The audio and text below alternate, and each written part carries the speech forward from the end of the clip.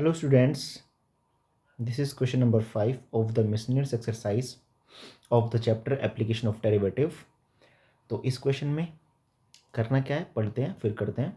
इसमें करना क्या है, find the maximum area of N isosceles triangle. हमें करना क्या है, हमें एक आइसोसेलेस ट्राइंगल का मैक्सिमम एरिया फाइंड करना है। ठीक है, इंस्क्राइब्ड इन द इलिप्स, और जो आइसोसेलेस ट्राइंगल हमने बनाया वो एक इलिप्स में बनाया जिसकी इक्वेशन हमें गिवन है x square upon a square plus y square upon b square equals to 1। तो इस इलिप्स के अंदर हमने एक आइसोसेलेस ट्राइंगल बनाया है with its vertex at one end of the major axis, जिसका वर्टेक्स जो है वो मेजर एक्सिस के एंड पर है।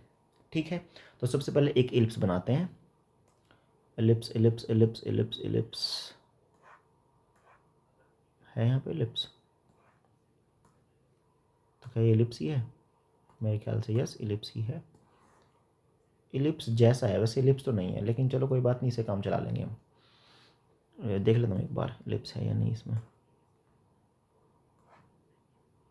तो हाँ ये रहा इलिप्स इधर है, तो इसको बनाएंगे, इसको रफ करना पड़ेगा। चलो जी,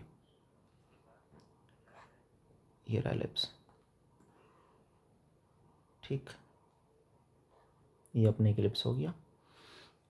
इसमें आपको मेजर एक्सिस और माइनर एक्सिस तो दिखाई दे रही होगी, नहीं दिखा रही होगी तो बना लेते हैं। चलो, major axis and minor axis. चलो जी, मान लेते ये अपनी मेजर एक्सिस है और मान लेते ये अपनी माइनर एक्सिस है। ठीक, हाँ जी, मेजर एक्सिस माइनर एक्सिस हो गई। उसने बोला हमारे पास एक ट्राइंगल है आइसोसेलेस जिसका एक सिरा किसी एक जो मेजर एक्सिस है उसके एंड पर है। तो मान लेते यहाँ पर है क्या, यहाँ पर है अपने पास वर्टेक्स किसका, आइसोसेलेस ट्राइंगल का। और मान के चलते हैं ये है अपना आइसोसेलेस ट्राइंगल, ये हो गया आइसोसेलेस ट्राइंगल। ठीक है,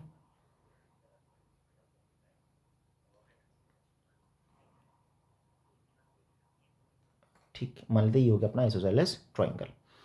तो इसको तो आप जानते ही हैं, this is what origin, this is origin 0 0 centre of the ellipse. ये मेजर एक्सिस है और मेजर एक्सिस के जो वर्टेक्स होते हैं वो होते हैं a,0 एंड इधर -a,0। और जो मेजर एक्सिस और माइनर एक्सिस है माइनर, उसके कोऑर्डिनेट क्या होते हैं 0,b, वर्टेक्स कोऑर्डिनेट मतलब, और ये 0,-b। लेट कर लेते हैं कि ये जो पॉइंट है दिस पॉइंट इज x,0। इसको हम लेट कर रहे हैं x,0। अब बिल्कुल ध्यान से देखना तो, ठीक है, ये x,0 हो गया। अब मेरे को एक बात बताइए, this line is parallel to y axis, तो इस लाइन पर x की वैल्यूज़ हमेशा कांस्टेंट रहेगी। मतलब यहाँ पर जो एक पॉइंट है इस पर x की वैल्यू x ही रहेगी, और यहाँ पर जो पॉइंट आएगा इस पर भी x की वैल्यू x ही रहेगी। ठीक है ना, एक लाइन जो y एक्सिस के पैरेलल होती है उस पर x हमेशा कांस्टेंट होता है। तो यहाँ पर भी x, यहाँ पर भी x और यहाँ पर भी x। अब हमें y की वैल्यूज़ चाहिए, ये तो x एक्सिस है तो इसलिए हमें पता है कि y की वैल्यू 0 है, बट यहाँ पे हमें y की वैल्यूज़ चाहिए। y की वैल्यूज़ हम इस इक्वेशन से निकालेंगे। वी हैव, इसमें प्रूफ क्या करना है, हमें पता चली गया कि यहाँ पे जो आइसोसेलेस ट्राइंगल बना है ये आइसोसेलेस ट्राइंगल का एरिया हमें मैक्सिमम प्रूफ करना है। और अभी थोड़ा बस देखते रहना मैं क्या कर रहा हूँ, उसके बाद आप खुद ही समझ जाओगे कि ऐसा क्यों किया गया है। तो वी हैव, हमारे पास इक्वेशन है x square upon a square plus y square upon b square equals to 1। यहाँ से y की वैल्यू निकालनी है, तो ये आ जाएगा y square upon b square equals to 1 minus x square upon a square. इसको थोड़ा सिंप्लीफाई करेंगे, इधर कर देते हैं, y square upon b square is equal to a square minus x square upon a square, और y की value आ जाएगी b upon a under the root a square minus x square, वो भी प्लस माइनस में, क्योंकि जब y के ऊपर से स्क्वायर हटेगा तो प्लस माइनस में आएगी। ये फर्स्ट क्वाड्रेंट है, सीधी सी बात है, यहाँ पर y की वैल्यू पॉजिटिव लेनी है, तो b upon a under the root a square minus x square, this is the value of y at this point. और इस पॉइंट पर y की वैल्यू होगी minus b upon a under the root a square minus x square. तो हमारे पास ये points आ चुके हैं। ये मैंने पॉइंट क्यों निकाले, देखो ये जो आइसोसेलेस ट्राइंगल है, ये जो आइसोसेलेस ट्राइंगल है उसका बेस हम इसको मान सकते हैं, कोई दिक्कत तो नहीं है। ये हो जाएगा base of the isosceles triangle और ये हो जाएगी height of the isosceles triangle. तो बेस और हाइट अगर आ गई हमारे पास तो हम क्या निकाल सकते हैं, आइसोसेलेस ट्राइंगल का एरिया निकाल सकते हैं। और अगर एरिया निकाल सकते हैं तो उसको हम मैक्सिमम या मिनिमम भी प्रूव कर सकते हैं, जो भी उसने पूछा है। तो अभी हमें निकालना है बेस, मतलब इस लाइन की लेंथ निकालनी है। अगर कोई लाइन वाई एक्सिस के पैरेलल है, अगर कोई लाइन वाई एक्सिस के पैरेलल है तो उसके वाई जो कोऑर्डिनेट्स हैं, वाई वाले जो कोऑर्डिनेट हैं उनका डिफरेंस ही आएगा, क्या उनका डिफरेंस ही आएगा उसकी लेंथ। यानी कि अगर इस लाइन की आपको लेंथ निकालनी है तो एक्स कोऑर्डिनेट तो सेम है, सिर्फ वाई कोऑर्डिनेट का डिफरेंस निकाल लेंगे। अगर आप डिस्टेंस फॉर्मूला लगाना चाह रहे हैं तो वो भी लगा सकते हैं, बट अगर आपको कंसेप्ट पता है तो सिर्फ वाई वाले जो वैल्यूज़ हैं उनका डिफरेंस निकालेंगे और वही आएगा इस लाइन की लेंथ। और यहाँ से लेके यहाँ, अच्छा एक बात आपको पता होगा, ये जो मैं अब बनाने वाला हूँ, this is what, this is semi major axis. और सेमी मेजर एक्सिस की लेंथ होती है ए, मतलब यहाँ से लेकर यहाँ तक जो लेंथ है वो ए है और ये लेंथ है एक्स, यहाँ से लेकर यहाँ तक एक्स। अगर ये एक्स है और ये पूरी लेंथ ए है तो इसकी हाइट बता सकते हो कितनी होगी, क्या इसकी हाइट ए माइनस एक्स होगी? यस सर, हाइट तो इसकी ए माइनस एक्स होगी। तो हमारे पास हाइट आ चुकी है ए माइनस एक्स। बेस निकाल सकते हैं उस मेथड से जो मैंने अभी आपको बताया। तो मैं बेस और हाइट दोनों लिख रहा हूँ इसकी, ठीक है। From figure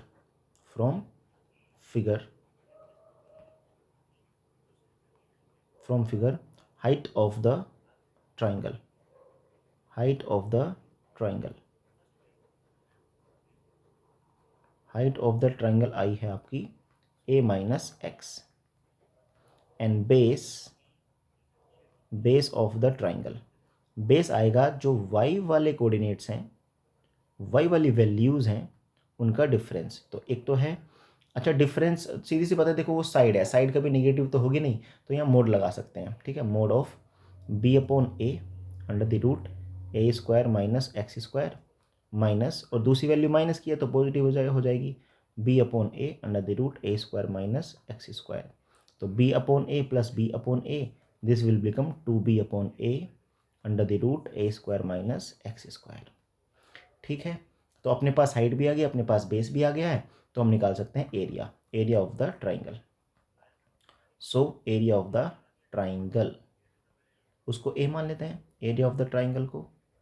so area of the triangle that is a is equal to half, base कितना आया, बेस आया है 2b upon a under the root a square minus x square, और हाइट कितनी आई है, हाइट आई है आपकी ए माइनस एक्स। अब बस इसका डिफरेंशियल वगैरह करना है और हमें ये दिखाना है कि भैया इसका जो एरिया है वो मैक्सिमम है, ठीक है। तो 2 से तो 2 कट जाएगा, तो यहाँ से एरिया आ जाएगा अपने पास, तो एरिया आ जाएगा यहाँ से, area equals to b upon a under the root a square minus x square and a minus x, ये तो आ जाएगा एरिया। चलो अब इसको डिफरेंशियल करना है, करते हैं डिफरेंशियल। तो differential with respect to x, इसको इक्वेशन नंबर फर्स्ट बोल दें क्या, क्योंकि हमें एरिया भी फाइंड आउट करना है, तो इसको इक्वेशन नंबर 1 बोल देते हैं।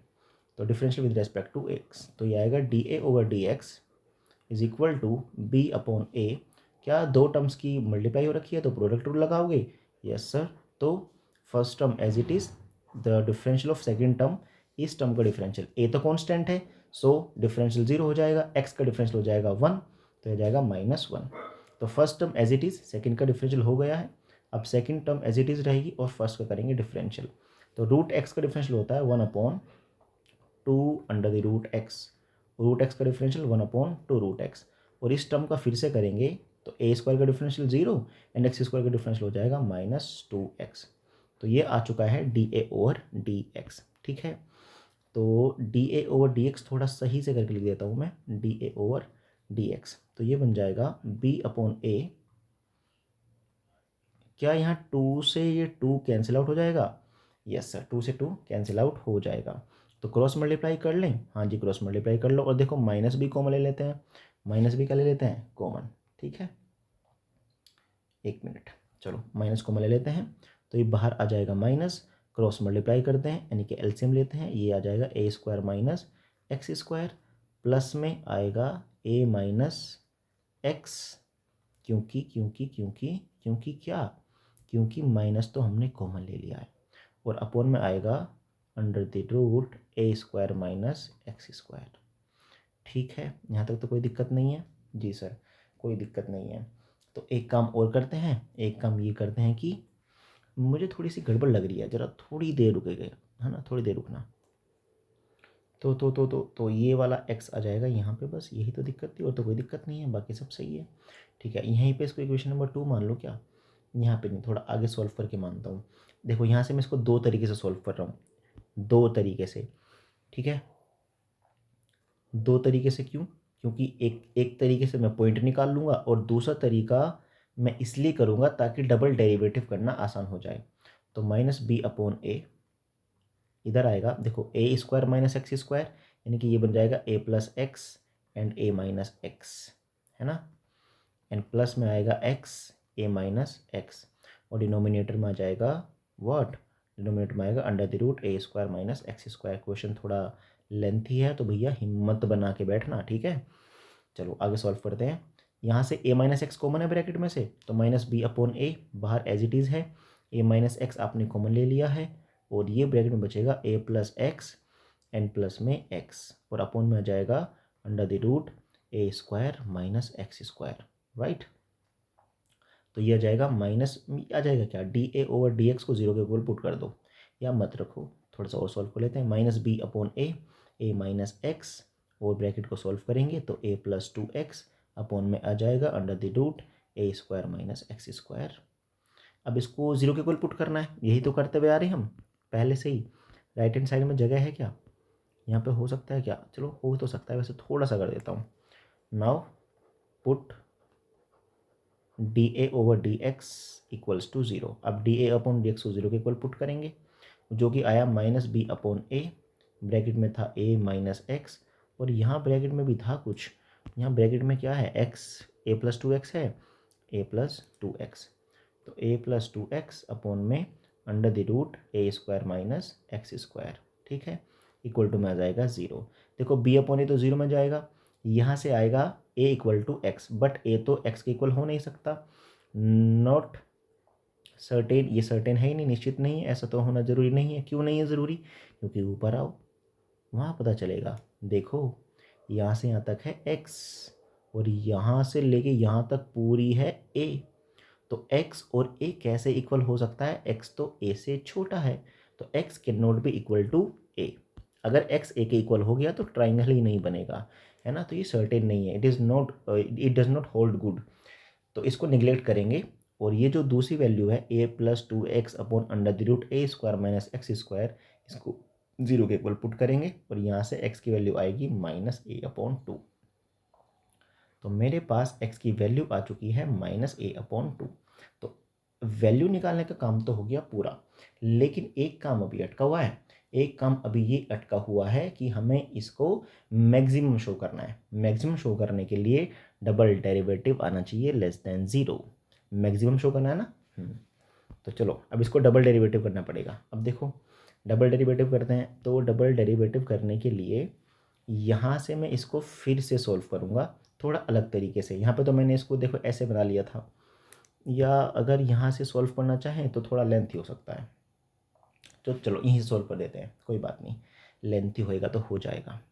डबल डेरिवेटिव करना है ना, तो डबल डेरिवेटिव करते हैं। Again differentiate with respect to x, again differentiate with respect to x, बस यही काम है केड़ा, I mean tough, difficult, complicated.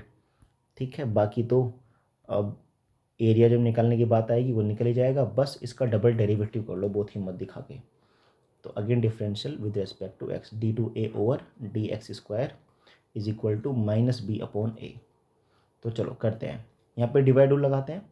Divide rule में क्या है, डिनोमिनेटर का स्क्वायर होता है, तो a square minus x square हो जाएगा, डिनोमिनेटर का square, denominator as it is रहेगा, root a square minus x square. Numerator करेंगे डिफरेंशियल, तो न्यूमिनेटर का डिफरेंशियल करते हैं इसका, यहाँ पे लगाना पड़ेगा प्रोडक्ट रूल, लो जी प्रोडक्ट रूल लगा देते हैं। तो first term as it is, a minus x as it is, इस टर्म का डिफरेंशियल करेंगे, ए का डिफरेंशियल 0, 2x का डिफरेंशियल 2, प्लस फिर a plus two x as it is रहेगा, a plus two x as it is. ठीक है sir, यहाँ पे ए का डिफरेंशियल 0, एक्स का डिफरेंशियल आएगा -1, तो -1। ठीक है, तो आपने क्या किया, denominator as it is, numerator का डिफरेंशियल माइनस, फिर न्यूमरेटर एज इट इज़ रहेगा, मतलब a minus x and a plus two x as it is, और डिनोमिनेटर का करेंगे डिफरेंशियल, डिनोमिनेटर में है रूट, तो रूट का जब डिफरेंशियल करते हैं तो रूट का डिफरेंशियल होता है 1/2 under the root a square minus x square, और इसका फिर से करेंगे तो -2x, तो ये आएगा जी डिफरेंशियल आपका, है ना। और x की वैल्यू आपने निकाली अभी x की वैल्यू निकाली है आपने a/2। अब हमें इसको नेगेटिव दिखाना है, ध्यान से देखेंगे भाई नेगेटिव कैसे दिखाएंगे।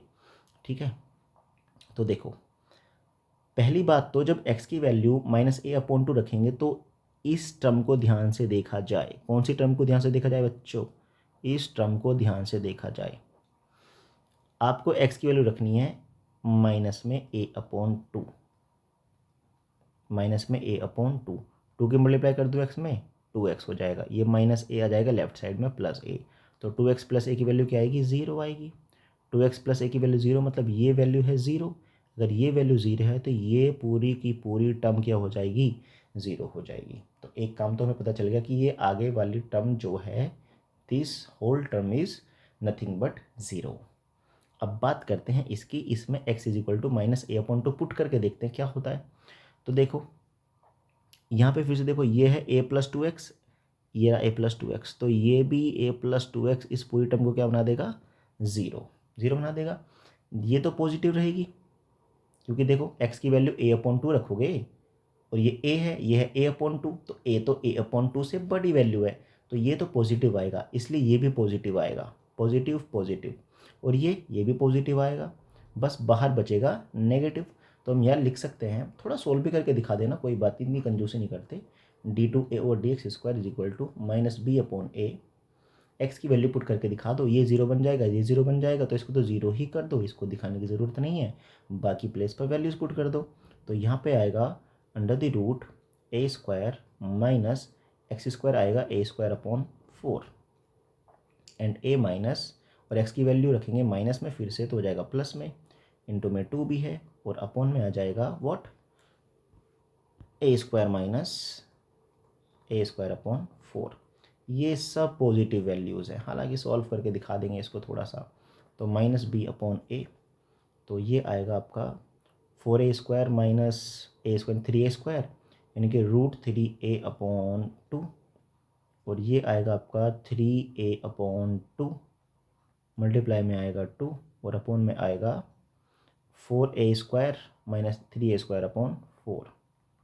ठीक है, तो इस 2 इंटू 2 4 से 4 कट जाएगा, एक a से एक ही कट जाएगा, और एक स्क्वायर से एक ही कट जाएगा, तो जो भी बचेगा यहाँ पे वो नेगेटिव ही बचेगा। देखते क्या लिखते हैं हम यहाँ पे, 3√3 बचा हुआ है, एक 2 भी बचा हुआ है, एक भी बचा हुआ है, तो माइनस में 2 इंटू 3 यानी कि 6√3b, और अपॉन में आ जाएगा 3a, 3 से काटेंगे 2 टाइम्स कटेगा, तो माइनस में 2√3b/a, ऐसा कुछ बच रहा है अगर ये सही मैंने किया है तो। कुल मिला के क्या है ना, डबल डेरिवेटिव नेगेटिव आ रहा है। तो since d2a/dx² is less than 0, सो जो एरिया है, area of the triangle is maximum, so area of the triangle is maximum. अभी तक एक ही काम पूरा हुआ है भैया कि हमने एरिया को मैक्सिमम शो किया है, अब मैक्सिमम एरिया निकालना भी तो है, मैक्सिमम एरिया निकाल देते हैं। हमने कोई ऊपर इक्वेशन मानी होगी जहाँ पे हमने एरिया निकाला होगा। देखो ये रही equation number first, equation number first area ही तो है। यहाँ पे x की वैल्यू क्या पुट कर देंगे? a/2 पुट कर देंगे, तो x की वैल्यू a/2 पुट कर दो, सो एरिया आ जाएगा, सो area of the triangle, area of the triangle, वो हमारी जो इक्वेशन नंबर फर्स्ट है वो है b/a under the root a² minus x², और x की वैल्यू -a/2 है, तो a/2 पुट करेंगे तो a²/4 and a minus x, तो a प्लस a/2 आ जाएगी क्योंकि x की वैल्यू खुद नेगेटिव है। तो b/a, इसको सॉल्व करेंगे थोड़ा तो 3a²/4, और रूट की वजह से वो बन जाएगा 3√2 मतलब √3/2a, और ये आएगा 3a/2 मेरे ख्याल से, यस सही है। तो a से a कैंसिल आउट हो जाएगा, तो ये आ जाएगा 3√3/4 AB. So this is the required area of the isosceles triangle which he is talking about. Okay students, ओ तेरी 20 मिनट का क्वेश्चन हो गया.